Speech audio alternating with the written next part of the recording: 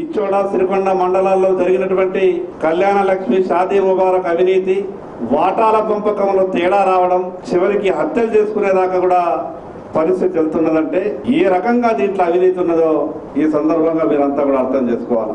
కళ్యాణ లక్ష్మి షాదీ ముబారక్ 3.5 సంవత్సరాల క్రితం ఆదిలాబాద్ లో కూడా అవినీతి జరిగింది.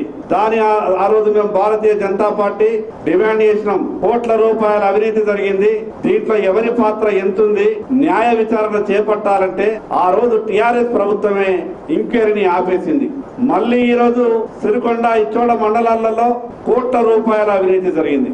మరి ఈ అవినీతి వెనక ఎవరెవరు ఉన్నారు, దీని మీద పోలీస్ లెవెల్లో ఎంక్వైరీ జరిగితే వాస్తవాలు బయటకు రావు. ఖచ్చితంగా జ్యుడిషియల్ లో ఎంక్వైరీ జరిగితేనే వాస్తవాలు బయటకు వచ్చే అవకాశాలు ఉంటాయి. జరుగుతున్నటువంటి అవినీతి మీద టిఆర్ఎస్ పార్టీ ఎమ్మెల్యేల పాత్ర ఉన్నదని ప్రజలంతా కూడా అనుమానపడుతున్నారు.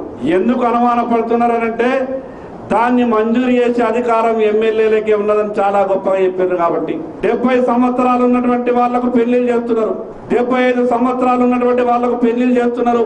ఇది ఎట్లా సాధ్యమవుతున్నదో టిఆర్ఎస్ పార్టీ ఈ రాష్ట్ర ప్రభుత్వం సమాధానం చెప్పాలా. పెళ్లి వయసుకు 2 రోజులు తక్కువ ఉంటే పెళ్లి వయసు లేదని రిజెక్ట్ చేస్తున్నటువంటి అధికారులు 75-80 సంవత్సరాల ముసలోళ్లకు ఏ రకంగా పెళ్లిళ్ళు చేసి చెక్కులు డ్రా చేసిండ్రో దీని మీద పూర్తిగా న్యాయ విచారణ జరగాల. మాకింకా అనుమానం ఉన్నది.